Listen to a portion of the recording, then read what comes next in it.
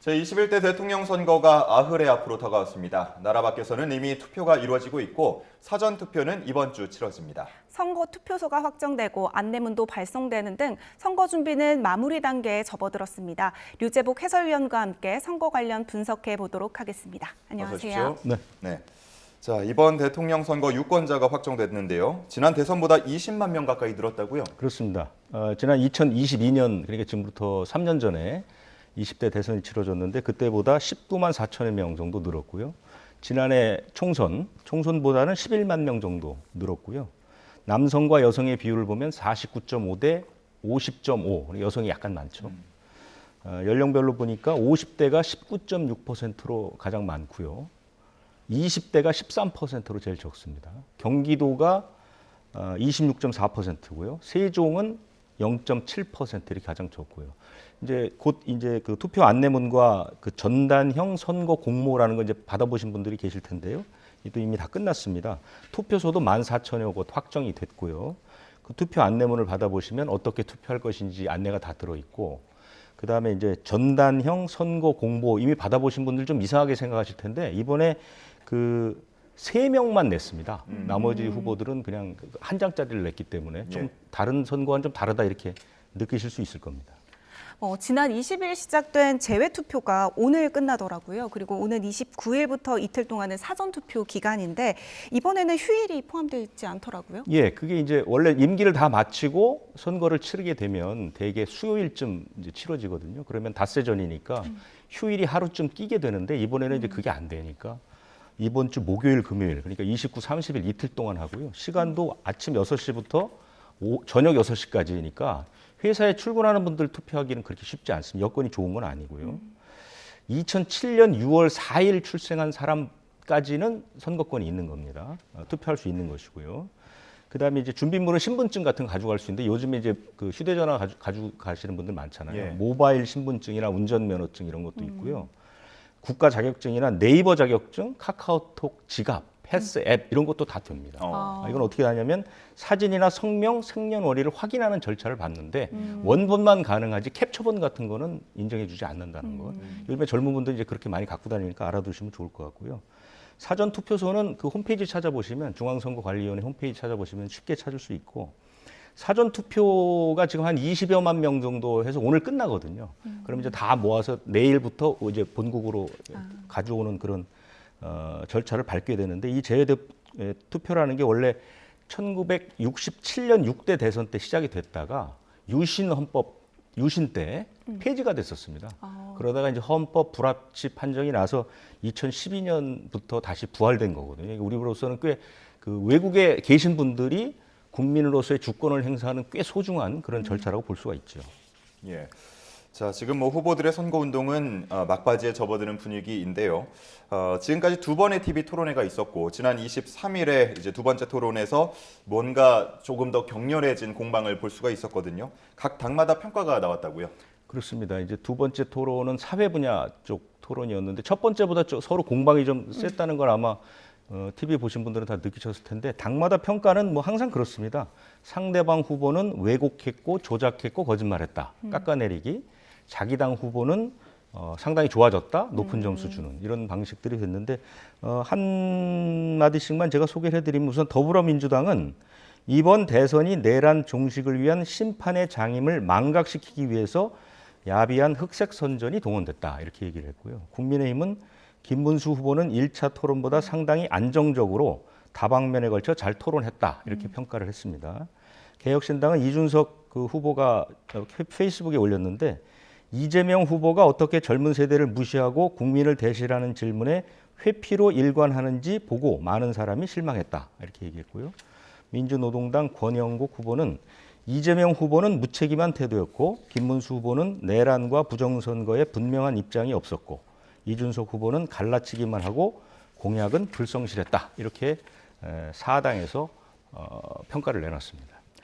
두 번째 TV 토론이 사회 분야에 대한 내용이었거든요. 그래서 주제가 이 사회 갈등 극복과 통합 방안이었습니다. 이 토론의 중심으로 해서 후보들마다의 이 주장을 좀 살펴봤으면 좋겠는데 네. 민주당 이재명 후보는 어떤 공약을 내놨을까요? 이제 공약을 어떻게 토론회에 녹였느냐 이 부분을 좀 보시는 게 좋을 것 같고요. 서로가 서로를 헐뜯었던 부분들은 좀 빼고 공약 위주로 우리가 바라볼 필요가 있어서 제가 정리를 좀 했는데요. 이재명 후보는 사회 갈등의 원인은 양극화와 불평등이고 해법은 지속적인 성장이다 이렇게 얘기했는데 일단 녹취를 잠깐 들어보겠습니다. 사회 갈등의 근본 원인은 양극화, 엄청난 격차에 있습니다. 또 저성장이 큰 원인을 차지합니다. 기회가 적다 보니까 사회 구성원 간의 갈등이 격화됩니다. 기회가 넘치면 갈등이 줄어들겠죠. 이제 해법도 내놨는데요.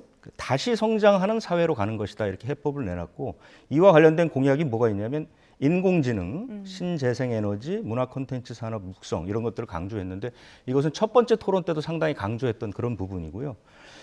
추가해서 이재명 후보가 했던 말을 한 말씀 정도만 더 드리자면 이해관계가 충돌하는 것을 해결하고 조정하는 것이 정치인데 최근 이상하게 변질을 했다. 상대를 존중하고 대화하고 인정하고 타협해야 하는데 상대를 제거하려고 한다. 가장 극단적인 행태가 이번 내란 계엄 상태다. 이렇게 얘기를 했습니다. 네.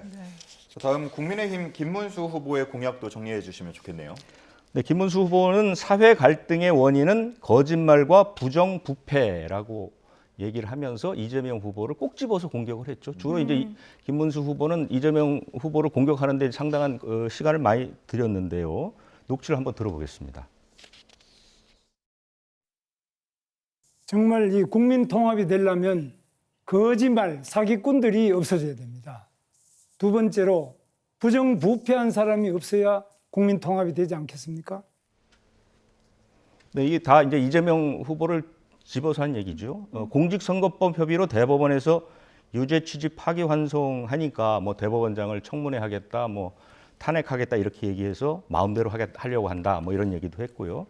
불법 대북 송금 사건 이 얘기도 했고요. 그 다음에 이제 백현동, 대장동 비리 이 부분도 많은 사람들이 감옥에 갔거나 뭐 목숨을 잃었는데 이런 것들 그러니까 즉 거짓말과 부패를 뿌리 뽑는 것이 국민 통합의 첫걸음이다 이렇게 주장을 했습니다.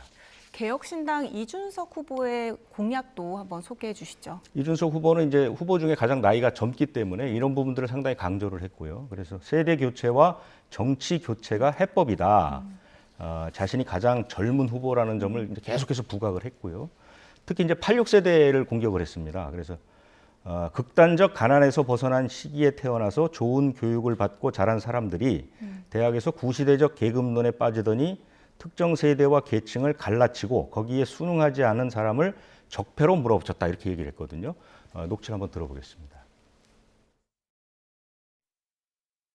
낡은 세대가 정치 일선에서 깔끔하게 물러나고 열린 세계에서 나고 자란 세대가 전면에 나설 때입니다.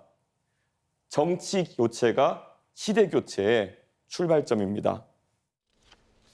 네. 민주노동당 권영국 후보 공약도 정리해 주시죠. 네, 민주노동당 권영국 후보는 이제 상대적으로 가장 진보적인 후보로 이제 평가를 받고 있는데 그래서 극우 세력의 퇴출이 사회 통합의 첫걸음이다 이렇게 주장을 했거든요. 얘기를 직접 들어보겠습니다. 네, 아직도 부정선거 망령에 벗어나지 못하는 윤석열 극우 내란 세력, 진실을 망상으로 덮어버리려는 음모론, 이것부터 척결하는 것이 사회 통합의 시작입니다. 국민 여러분, 정치판을 갈아엎어 주십시오.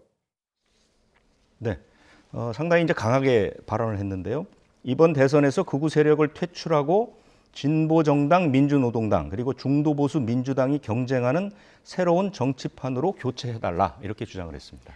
그런데 이 토론회가 원래 공약 발표 또 이제 토론회 장이어야만 하는데 서로 흠결을 들춰내고 또 공격하는 모습만 보여서 좀 아쉬운 게 있어요. 실제로 토론회를 마치고 좀 상호 고발도 이어지고 있다고요. 최근 우리 이제 정치 쪽 가장 큰 문제점이 정치를 자꾸 사법화한다는 지적들이 많은데 이번에도 또 이제 서로 고발하겠다 이런 얘기가 나왔거든요.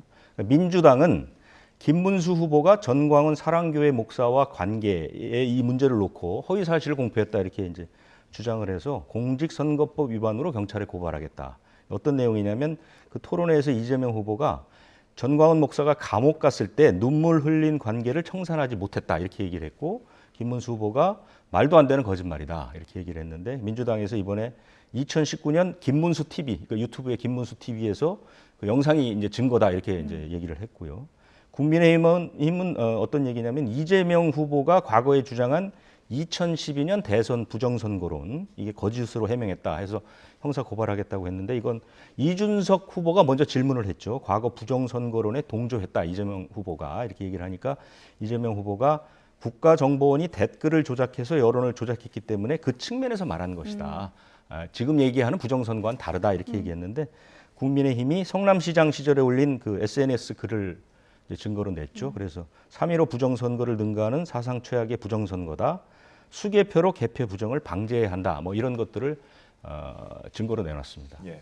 자, 이제 선거가 열흘도 남지 않았기 때문에 정말 막바지인데요. 김문수 후보, 이준석 후보 단일화에 계속해서 관심이 쏠립니다. 이제 시한이 얼마 남지 않았다는 평가가 있는데 분위기가 어떤 건가요? 일단 1차 시한은 일단 넘어간 겁니다. 왜냐하면 투표 용지가 인쇄가 됐잖아요. 그러면 이제 거기에 그 단일화가 되더라도 삭제가 되지 않죠. 그래서 안 되는 것이고요. 그런데 기회가 있는 것은 29일 전에 단일화를 하게 되면 29일, 30일 사전 투표는 현장에서 투표 용지가 인쇄가 됩니다. 그렇기 때문에 표시가 될 수 있거든요. 그래서 국민의힘에서는 아마 그 데드라인을 그렇게 잡은 것 같고요. 그래서 29일 전에 단일화를 시키겠다 이렇게 얘기를 했고, 신동욱 대변인이 어제 브리핑에서 보수 단일화가 이루어지면 전선을 충분히 역전시킬 수 있다 이렇게 이제 발표를 했는데, 이준석 후보는 뭐 계속해서 단일화는 100% 안 된다라고 이제 계속 얘기를 하고 있죠. 그래서 대부분 물 건너갔다는 예측이 있고 아직도 가능성이 있다 이렇게 얘기가 있는데요. 비관론을 보면은 지금 이제 시간도 없습니다. 어떤 절차를 밟을 수가 없거든요. 대개 단일화를 하면 뭐 국민 여론조사 같은 걸 하는데 이런 건 안 되는 거고요. 방법은 두 후보가 만나서 담판을 짓는 건데 그건 뭐 쉬운 절차는 아니고, 그래서 단일화는 어렵겠다 이런 비관론이 있고, 가능성은 뭐냐면 지금 대선 후보 지지율이 약간 출렁거리기 시작하니까 이것이 계기가 돼서 두 사람이 손을 잡지 않을까. 만약에 그대로 두 사람 다 마지막까지 가서 이재명 선거한테 지면 누군가 책임론이 돌아갈 수도 있기 때문에 압박하지 않을까. 그래서 결정적인 단일화의 변수는 아마도 지지율이 어떻게 되느냐에 따라서 결정되지 않을까 이렇게 예상이 됩니다. 네, 분위기가 어떻게 흘러갈지 계속 한번 지켜보도록 하겠습니다. 지금까지 류재복 해설위원과 함께했습니다. 말씀 고맙습니다. 고맙습니다.